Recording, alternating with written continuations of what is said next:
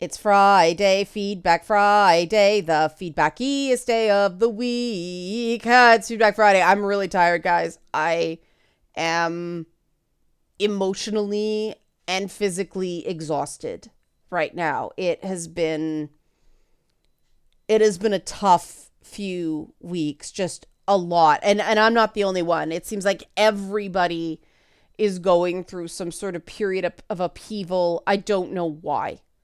But I'm going to do my best to get through this video.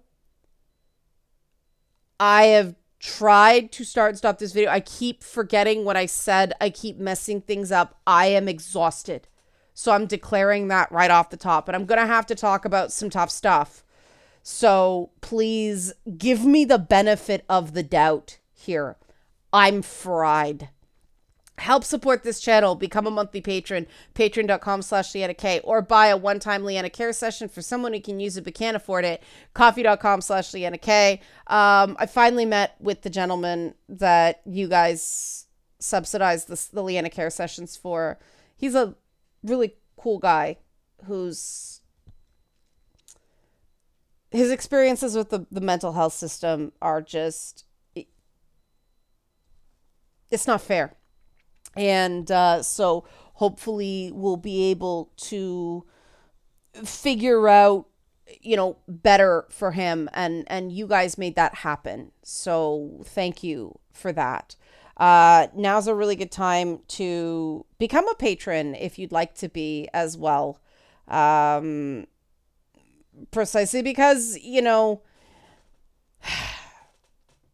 we live in weird times. And I do think that that's why sometimes in the name of progress, we throw out more traditional ideas that are actually really good. And I've been talking about honor a lot lately. And that's a big one. And so this is sort of going to be the overarching theme of this video.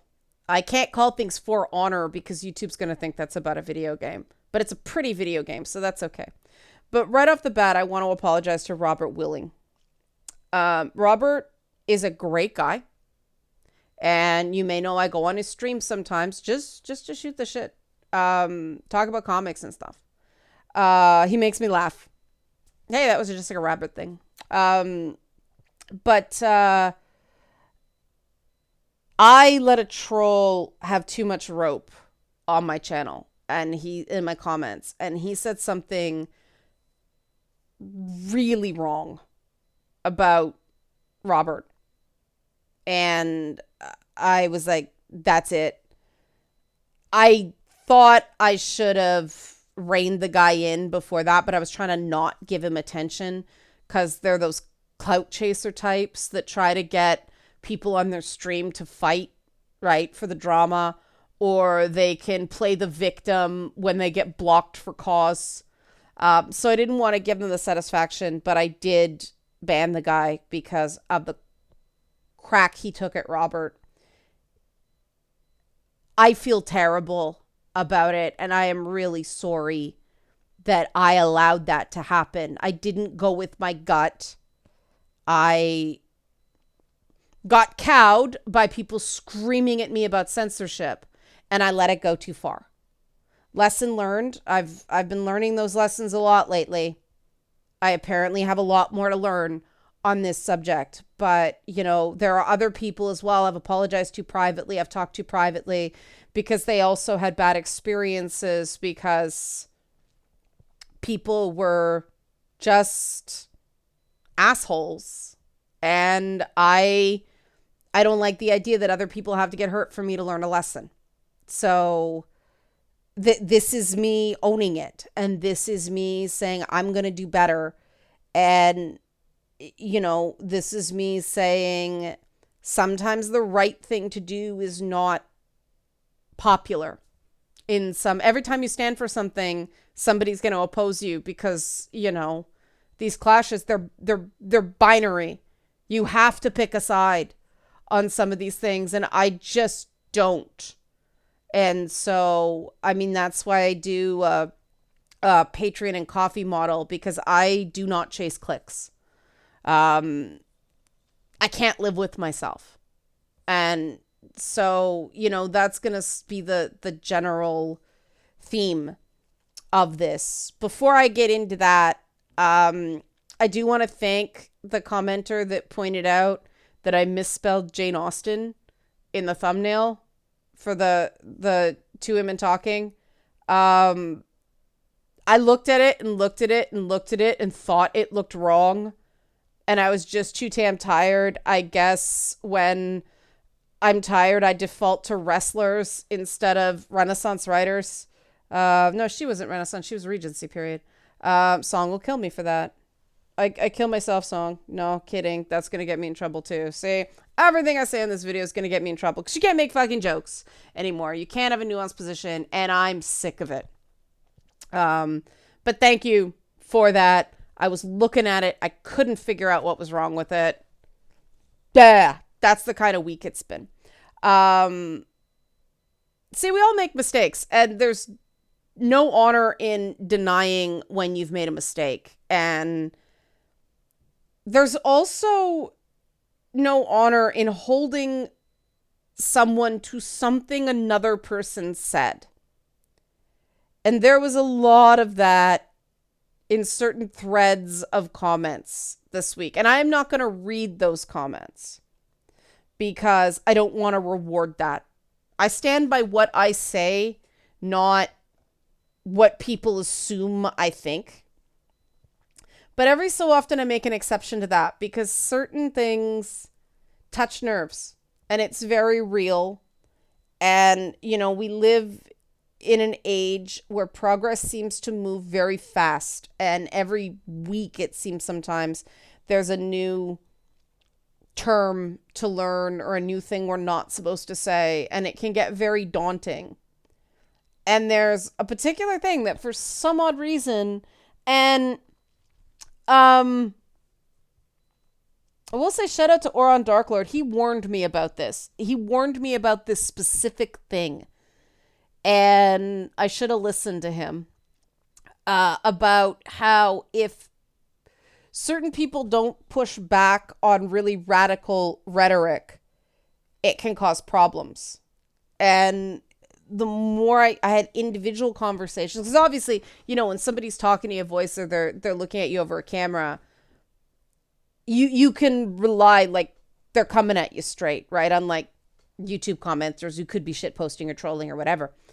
But there was an ongoing thing where, people very sheepishly brought up and I do not agree with this talking point. I'm going to say it. Don't freak out. The whole thing that if you won't sleep with a trans person, you're transphobic.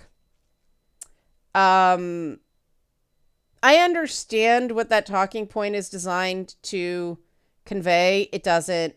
And that's why I think it's a terrible talking point. It has people so freaked out that it's inducing a literal fear of trans people, the actual phobic, like, fear. Because people are so afraid. And it doesn't matter if the fear is rational or not. It's real.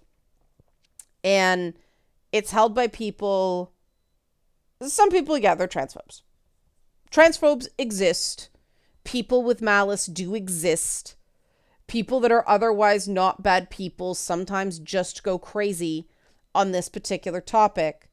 But there are enough people that are legitimately afraid here in good faith that I wanted to address it. And I'm going to explain what the talking point is. So, I can get called a chaser because that's what happens when I talk about this. And then I'm going to explain why I don't agree with it so I can get called a transphobe because this is what happens when I talk about this. And you can see how little I care. I don't like oversharing on this point because I generally do not like people announcing who they would or would not sleep with. I'm one of those people that relationship please. Caring, it doesn't have to be the love of your life, but can it please be about anything more than just, scratching an itch sexually? Please have some respect for the person you are with.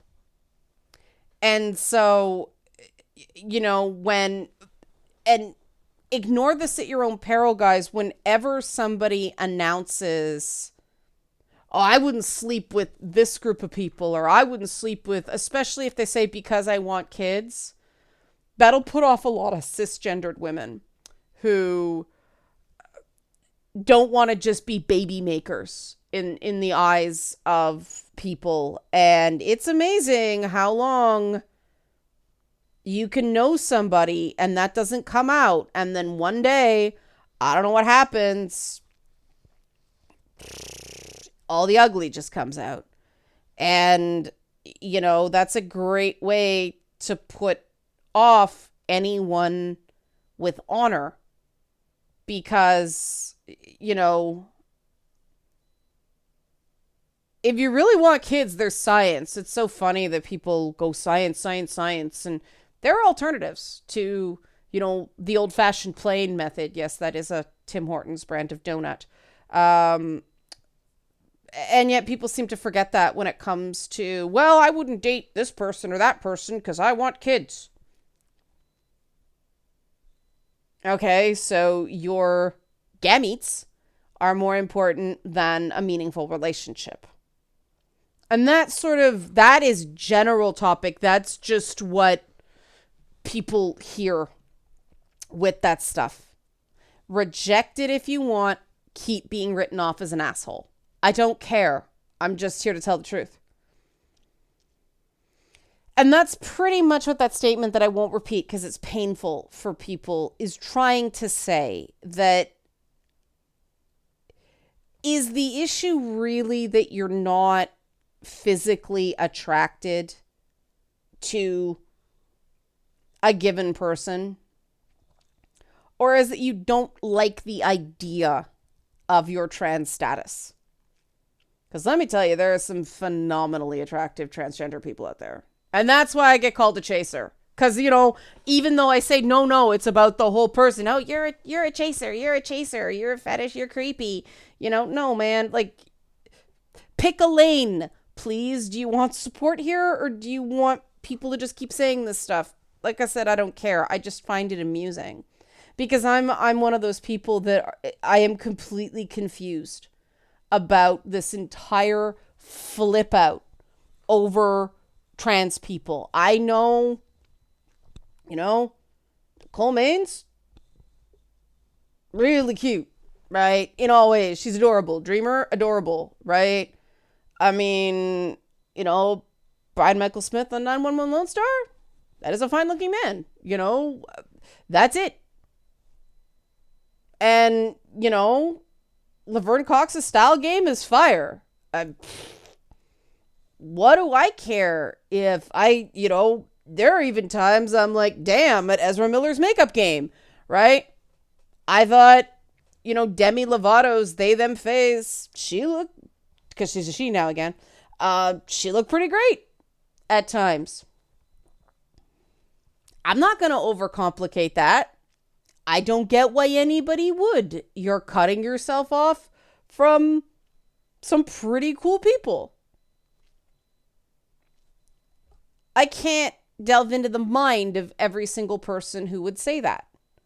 But that is what the talking point is trying to get through, is that, is it the person or is it the idea? And if it's the idea, well, maybe you should sit with that a bit, right? Because there are other ideas historically like that have not aged well. And this is when people, but it's different. No, not on that point. I am so tired of hearing it's different. It's not. Most of the people that have these ideas have never actually met and befriended a transgender or non-binary person. Some people have, and it's still weird, but that's between them and their maker, right? Generally, it's boorish to, apologies to literal Boers, that is a people of Dutch extraction via South Africa, but it's classless to announce entire groups of people that you wouldn't sleep with. Like, it's just, don't do it in general. That's the easiest for me. Like, that's what I prefer to say. You know, when someone says, oh, I'd never sleep with a black person, you sound kind of racist, man. Like, are you telling me, like, there are a lot of, like, okay, your loss, your loss. But think about that, right? And I know on some dating services they do that. And it's crass. You hear what I'm saying? It's crass, right? I'm not saying you are dyed-in-the-wool bigot. It is crass. It can read that way. So take a fucking breath and absorb the message before you start angry typing, because I don't respond to straw men. I'm going to be really tough on that. Respond to what I say, please, not what you're inferring. Ask for clarification. If you'd like it, don't just jump. Because this is all about the impression you're leaving with other people. And it is just generally not honorable to talk that way. I'm a giant asshole. And, I remember when I was growing up, it was people who would announce that they really thought mixed people, like mixed race people, were super attractive. They have the most gorgeous kids and all that stuff. And it sounds complimentary at first, but I'll tell you, people said, like, that's really reducing someone to just a body, to just a thing to look at that exists for the speaker's pleasure and not a whole person. And I really think we do need to get back to the whole person. And if you're just cutting off an entire group of people because of an idea, you're not getting that.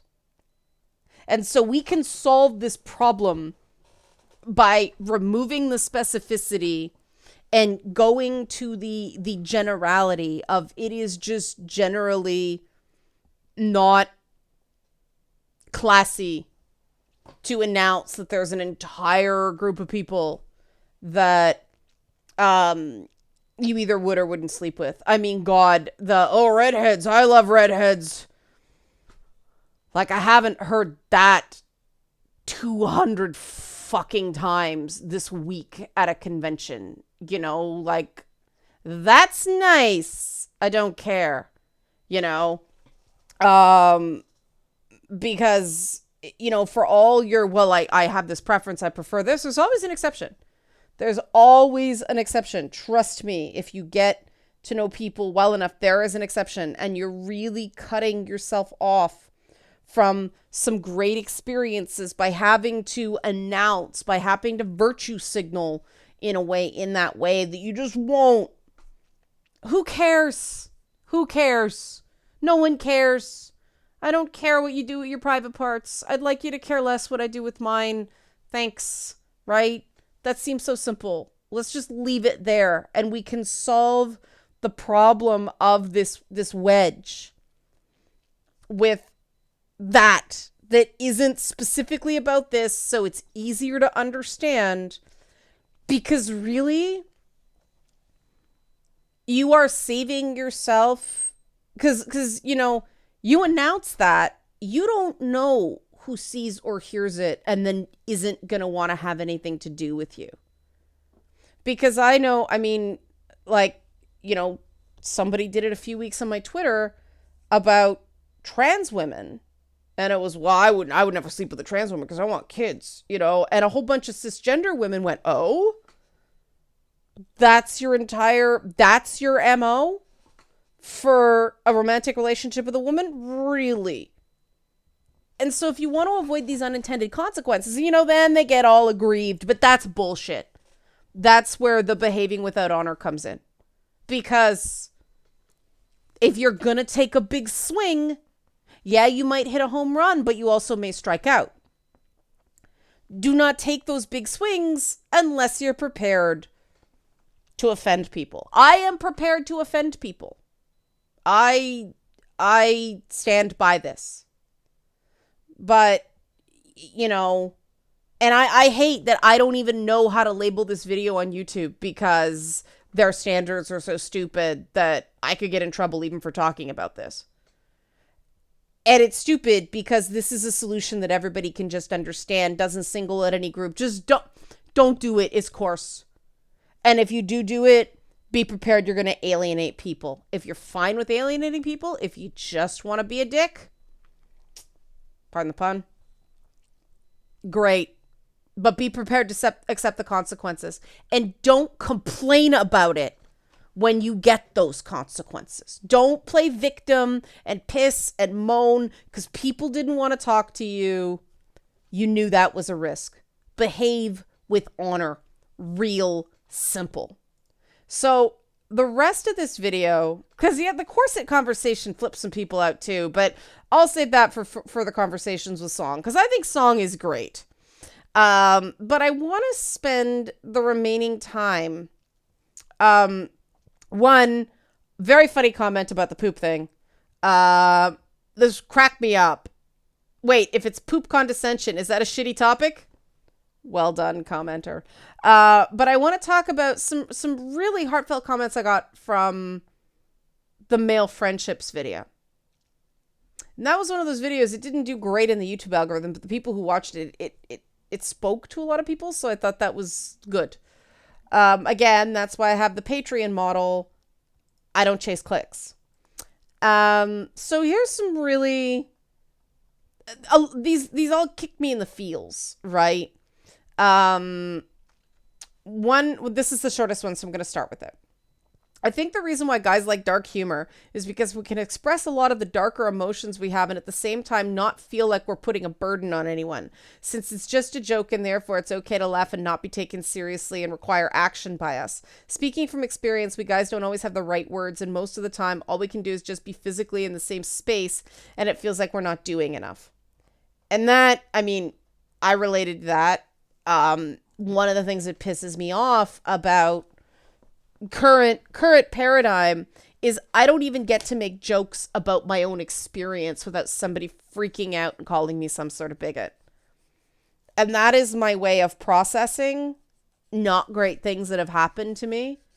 And it really pisses me off that, I don't get to make jokes about my own boobs without YouTube demonetizing me. I'm sorry. That's sexist as crap when I've seen so many guys going on about man boobs in their videos. Guys can make fun of their boobs. Guys can use their boobs to monetize, but I can't. That's really frustrating. And I hem and haw with certain things because I know what the content guidelines are. I'll be damned if I can navigate them. But I really appreciate that comment. I think it's a good insight. The next two are long.